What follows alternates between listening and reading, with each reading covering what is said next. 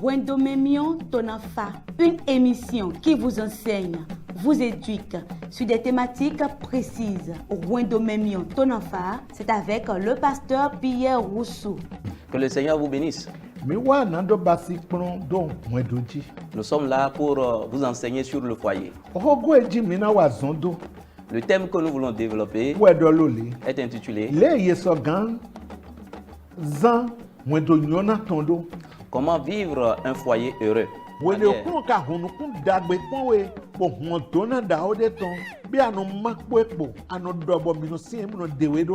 Est-ce que lorsque tu trouves le bonheur, Wendomemion Tonafa, c'est tous les jeudis à 21h30 et les samedis à 10h30 sur la télé évangélique. Wendomemion Tonafa, suivez et apportez une touche spéciale à votre foyer.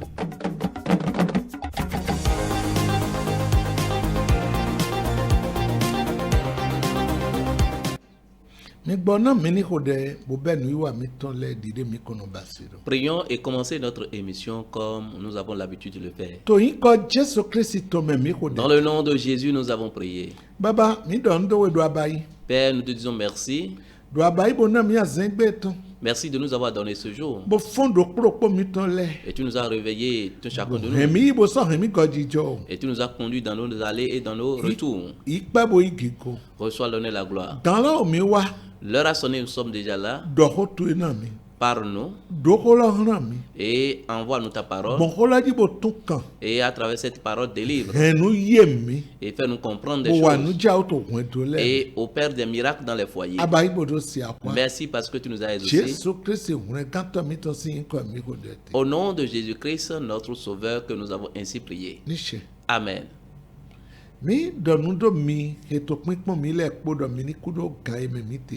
Nous vous saluons, vous qui êtes en train de nous regarder en ce moment, et nous vous disons bonne écoute à vous. Nous demandons que la bonté de Dieu vous localise et que ses bienfaits soient votre partage. Au nom de Jésus. Le thème que nous sommes en train d'étudier, œuvrer pour la vraie unité dans le foyer. Œuvrer pour la vraie unité dans le foyer. Dans l'enseignement que nous avions fait la fois dernière,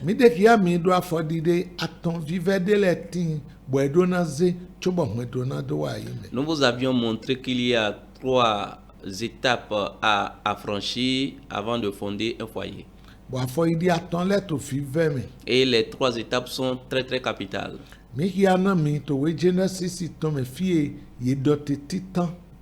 Nous vous avions lu dans le livre de la Genèse, là où on a dit cela premièrement. Et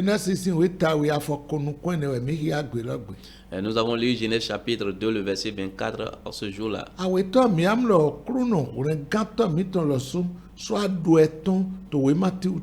Et nous avons vu que notre Seigneur et Sauveur, et lui-même, il a dit cela dans le Nouveau Testament. Dans Matthieu chapitre 19, le verset 6.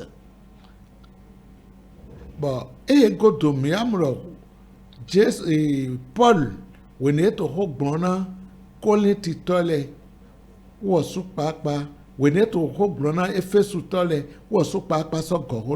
Et nous avons vu aussi Paul en s'adressant aux Éphésiens, et lui-même il a rappelé la même chose. Dans Éphésiens chapitre 5, le verset 31. Quels sont ces thèmes-là? Il a dit l'homme doit quitter son père et sa mère. Secondo, il va s'attacher à sa femme. Troisième chose, et ils vont devenir une seule chair. Et lorsque Jésus, en voulant parler, il a dit, ils ne sont plus deux, mais ils sont une seule chair. Que le Seigneur vous soutienne. Avant qu'il y ait la fondation du foyer, on doit traverser ces 3 étapes. Toi qui es déjà mari et femme dans votre foyer, ces 3 étapes sont très très capitales. Tu dois quitter tes parents. Tu dois les quitter dans les comportements, dans les attitudes et dans les caractères. Secondo, toi et ton mari, tu dois t'attacher à ton mari ou bien à ta femme. Tu dois t'attacher à ta femme. Et troisièmement, vous devez devenir une seule chair. Si les 2 étapes étaient mises en application, les 2 premières étapes étaient réellement mises en application, c'est immédiatement la 3e étape.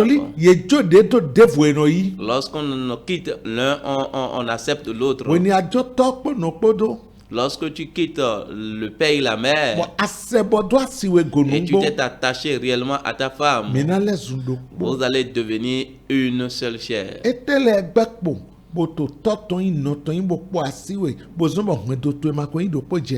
Qu'est-ce qui constitue des choses parentales qui se retrouvent avec toi? C'est pourquoi ton foyer n'est pas unique.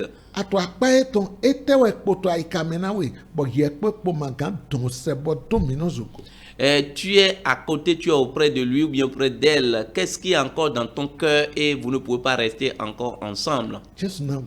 Que le Seigneur vous soutienne. Laisse-moi te dire,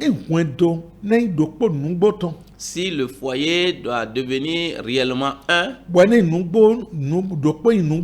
et ça va devenir une seule chair réellement, vous devez revenir ensemble et être ensemble attachés et faire des projets ensemble et penser en temps, ayez les mêmes pensées, les mêmes sentiments. Parce qu'au moment où vous êtes réunis ensemble, c'est maintenant que vous êtes foyer. Vous avez quitté quelque part et vous êtes revenus ensemble. Vous allez commencer ce qui vous convient réellement. Tu savais comment ton père et ta mère agissaient hier. Maintenant, vous aussi, vous allez commencer le vôtre. Ce n'est pas tout ce que nous avons vu auprès de nos parents que nous allons tous rejeter, qui est mauvais. Et ce que nous aussi, nous avons reçu par nos expériences, nous devons ramener, remettre tout ensemble. Et quelqu'un va faire sortir ce qu'il a, l'autre aussi va faire sortir ce qu'il a. Vous n'allez pas faire chacun pour soi. Mais vous devez ramener tout ensemble et faire toutes choses ensemble. Et c'est en ce temps-là que l'unité commence. Mais l'ignorance est en train de prendre l'ampleur aujourd'hui. Et l'ignorance est en train de détruire beaucoup de choses. Et c'est à cause de l'ignorance, ce qui ne devrait pas se passer se passe aujourd'hui. Que le Seigneur vous ouvre les yeux. À l'endroit du foyer, plusieurs personnes ne connaissent pas ce qu'on appelle réellement le foyer. Et ils pensent que c'est là où ils vont venir se cacher pour empêcher la pluie de tomber sur soi et retourner encore.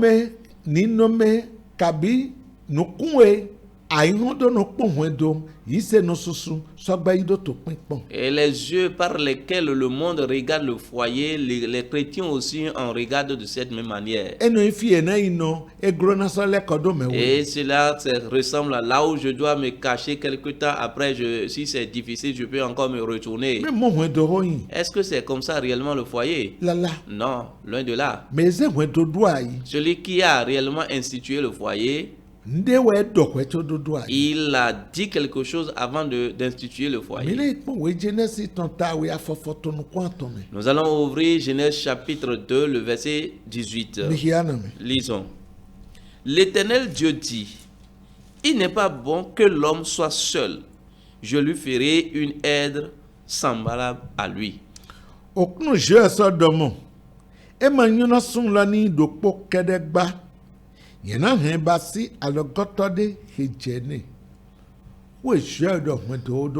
Voilà ce que Dieu a dit avant d'instituer le foyer. Il a dit qu'il n'est pas bon que l'homme soit seul. Il n'est pas bon que la femme soit seule. Il a besoin d'une aide. Il a dit dans le passage qu'il lui fera une aide semblable à lui. En ce temps-là, il n'y avait pas une aide pour l'homme. Il n'y avait pas des aides parmi lesquelles il va choisir une. Et depuis ce jour que Dieu a fait une aide, il n'en manque jamais d'aide. Les aides sont toujours là. Et la Bible dit, il n'est pas bon que l'homme soit seul. Toi qui m'écoutes,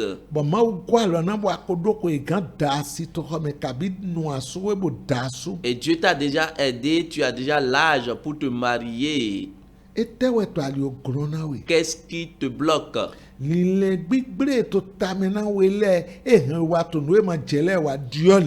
mauvaises pensées que tu as t'amènent à faire ce que tu ne dois pas faire. Il faut te repentir. À l'endroit de certains hommes, à cause de la paresse, ils ne veulent pas se marier. La convoitise les empêche de ne pas se marier. Et il y a d'autres, la peur les bloque de se marier. Pour d'autres encore, ils ne veulent pas du tout se marier.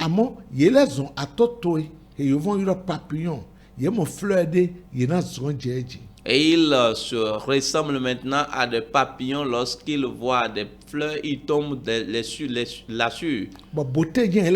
Et ils ne cherchent que la beauté. Et lorsqu'ils restent avec une beauté, ils vont la repousser et prendre encore d'autres fleurs. Alors que Dieu a dit, il n'est pas bon qu'ils soient seuls. Ils sont toujours seuls. Mais ils posent des actes d'immoralité. Il y a certaines femmes, Dieu a déjà réuni tout ce qu'il faut pour qu'elles aillent se marier. Mais à l'endroit de certaines, elles n'ont pas encore vu le mari qui leur convient. Et ils sont en train de faire leur plan dans les mains de Dieu. Parce que c'est elles qui savent celui qui les convient. Abandonnons ce comportement. Et à l'endroit de d'autres femmes encore, elles ne veulent pas rester sous l'autorité d'un homme. Elles veulent être la tête aux hommes. Elle ne veut pas se soumettre. Et à cause de cela,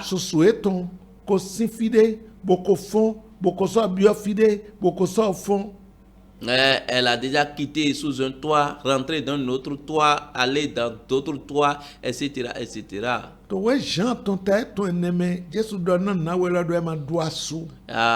le livre de l'évangile selon Jean chapitre 4, Jésus a dit à cette femme-là qu'elle n'a pas de mari parce qu'elle ne fait que parcourir les foyers. Elle était contente de ce que Jésus lui avait dit. Et elle est allée voir les hommes, les gens pour dire: ah, venez voir, j'ai vu celui qui me dit tout ce que je fais. Si elle a avait répondu hier et elle était heureuse, toi-même répands-toi pour que tu sois heureuse. Et à l'endroit de certaines d'autres aussi, elles ont vu qu'elles n'en manquent de rien parce qu'elles sont riches. Laisse-moi te dire, l'argent diffère du mari. La richesse diffère du mari. La richesse ne peut pas te donner la réponse. C'est ce qu'elle peut te faire seulement qu'elle va faire.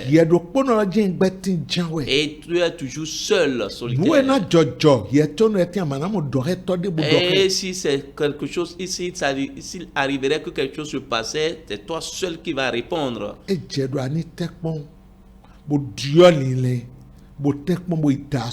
Et il va falloir que tu changes ta pensée pour que tu ailles te marier. Voilà les différentes catégories de gens que je viens de libérer. Peu importe dans quelle catégorie tu te trouves, la Bible dit qu'il n'est pas bon que tu sois seul.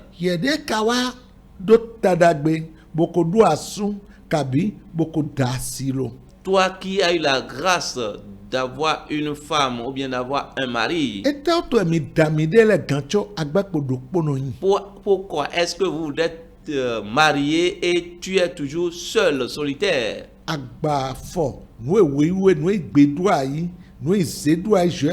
Tu es allé contre la volonté, la recommandation de Dieu.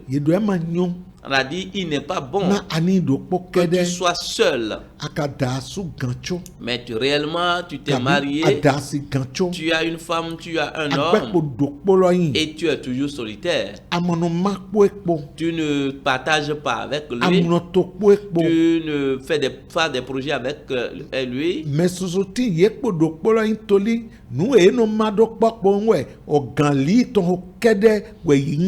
Il y a d'autres qui sont seuls. Ce qu'ils partagent ensemble avec leur mari ou bien leur femme, c'est le lit conjugal, c'est le sexe. C'est fini. C'est fini. C'est le moment du rapport sexuel seul qui sonne, qu'ils savent que réellement ils sont mariés et femmes. La Bible dit qu'il n'est pas bon que vous soyez seul. Vous devez faire projeter des projets ensemble et accomplir des choses ensemble et discuter ensemble, sortir ensemble, penser ensemble. C'est en ce temps-là que Dieu serait content de vous. Et ceux qui sont autour de vous sauront réellement que vous êtes, il y a un mari et femme ici. Et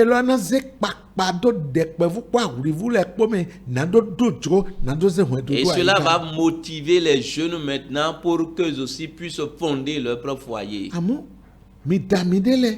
Mais vous êtes réellement mariés. Il n'y a pas de la joie, le rire. Il n'y a pas de l'harmonie. Des cris par moment, des disputes par moment, des cris, des violences par moment, même les insultes par moment. Mais ce n'est pas ce que la Bible a dit. Faites tout ce qui est votre devoir pour devenir un. Et ce que je vais te démontrer encore, Vous n'êtes pas de vous ne jouez pas le football pour que vous soyez des adversaires. Non, on vous appelle partenaire. Celui-là que vous allez partager des choses ensemble. Et ce que l'un est l'aide de l'autre. Et l'un doit aider son second. Si nous arrivons à ce moment, je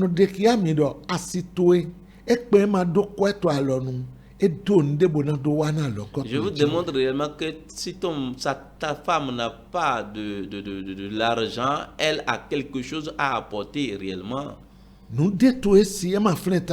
Elle n'est pas là inutilement.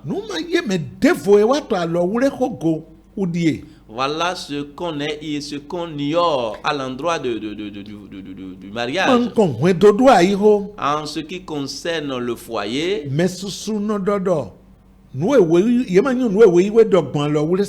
ils ne comprennent pas réellement ce que la Bible dit par rapport au mariage. Lisons Romains chapitre 7, le verset 1er au verset 3. Il est écrit: Ignorez-vous, frères, car je parle à des gens qui connaissent la loi, que la loi exerce son pouvoir sur l'homme aussi longtemps qu'il vit. Ainsi, une femme mariée est liée par la loi à son mari tant qu'il est vivant. Mais si le mari meurt, elle est dégagée de la loi qui la liait à son mari. Si donc, du vivant de son mari, elle devient la femme d'un autre homme, elle sera appelée adultère. Mais si le mari meurt, elle est affranchie de la loi, de sorte qu'elle n'est point adultère en devenant la femme d'un autre. L'homme si oui tachan oui a fortin tan ja to mi do to hialo. Kavi meme sunu emi. Mi ulai madonano. Na o mekenyi o senle wenye to hodo han. O sentindo o gandu to gbetoji sole eno gbetendo. Na yesinyon wetindo asu bon sen daliran asu eton sole to gbe dendo. Shigba eyin asuloko yetun isan o sen asuloton me. Mo kwenu enu. Mo kwenenu en wenu ena asu eton tinto gbe. Yewuri alo ne ransun devo ayode to yena yure. Shigba yin asu eton ko evo son sen losi somo ewo mayin ayode to ba en yete wuri alo ne ran sunu devo. Que le Seigneur bénisse sa parole. Voilà ce que la Bible déclare en ce qui concerne le mariage. Voilà ce qu'il a dit en ce qui concerne le foyer.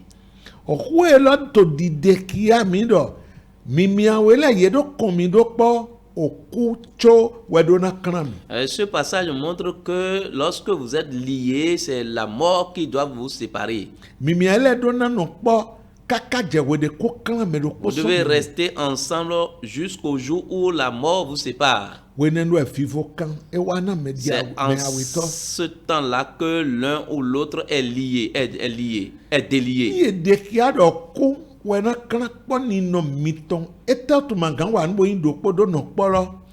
Si on dit que c'est la mort qui doit vous séparer, pourquoi est-ce que vous ne devez pas œuvrer pour qu'il y ait l'unité dans le foyer? Jusqu'à quand vous savez que vous allez demeurer ensemble?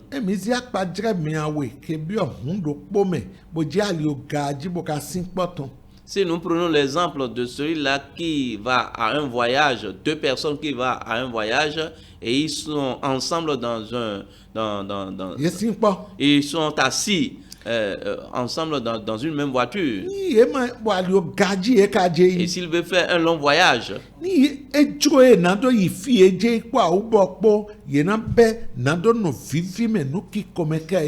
s'ils veulent rester ensemble pour atterrir au même endroit là, s'ils vont voyager avec joie, Ils doivent rester dans la joie ensemble dans ce. Je parle de toi et ton mari, de ta femme et toi-même. Vous êtes sur un long voyage. Et vous êtes condamnés à rester ensemble, à avoir de la joie, à demeurer ensemble dans la joie. Et c'est là qu'il y a beaucoup de malcompréhension. Et il y a certaines personnes qui pensent que ce passage parle à ceux-là qui ont célébré leur mariage dans le Seigneur. Non.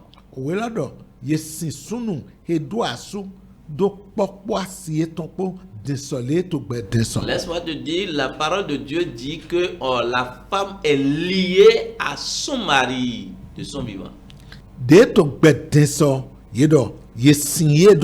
Aussi longtemps que l'homme est vivant, elle est liée à ce homme. Si tu as une femme sous ton toit, ce passage te concerne. Si tu es auprès d'un mari, il faut savoir que ce passage te concerne.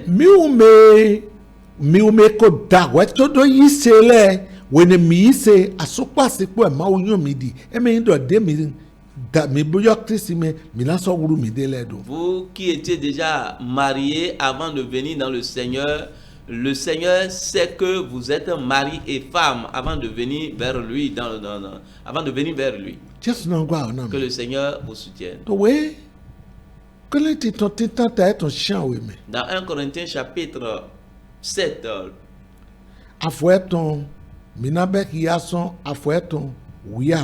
Nous allons commencer du verset 12.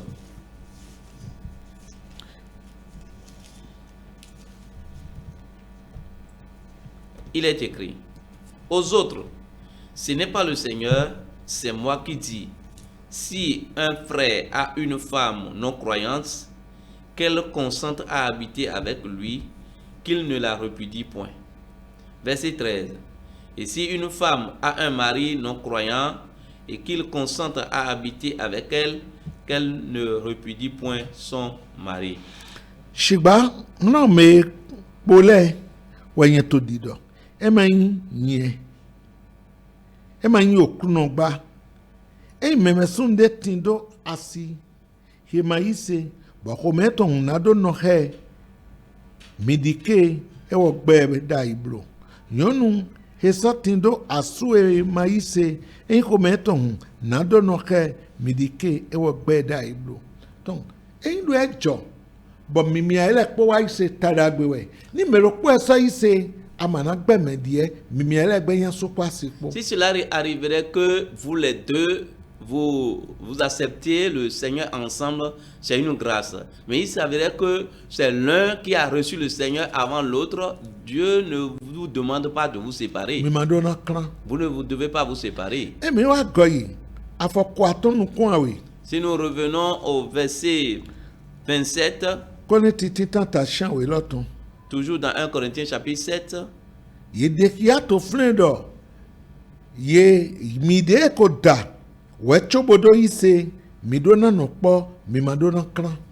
On a dit, si vous êtes déjà liés avant de venir dans le Seigneur, vous ne devez pas vous séparer.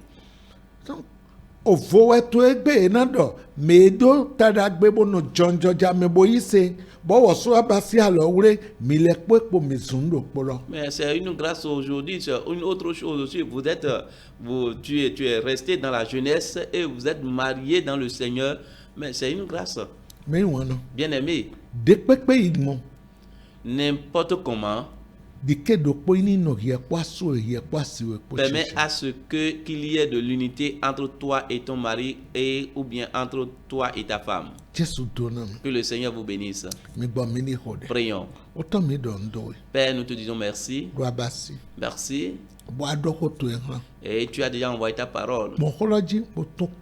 Et à travers cette parole délivre. À travers cette parole guérit. À travers cette parole fait comprendre des choses à tes bien-aimés. Fais tout chaud pour glorifier ton nom.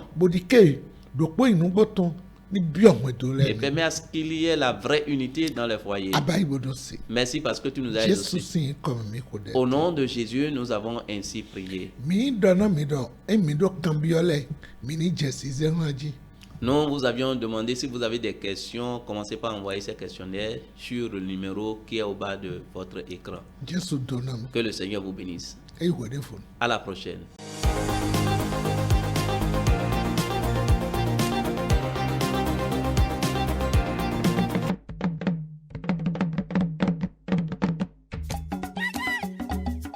Wendomemion Tonafa, une émission qui vous enseigne, vous éduque sur des thématiques précises. Wendomemion Tonafa, c'est avec le pasteur Pierre Rousseau. Que le Seigneur vous bénisse. Nous sommes là pour vous enseigner sur le foyer. Le thème que nous voulons développer est intitulé Comment vivre un foyer heureux.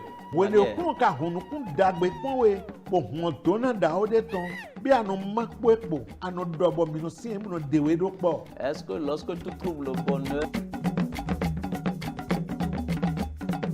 Wendomemion Tonafa, c'est tous les jeudis à 21h30 et les samedis à 10h30 sur la télé évangélique. Wendomemion Tonafa, suivez et apportez une touche spéciale à votre foyer.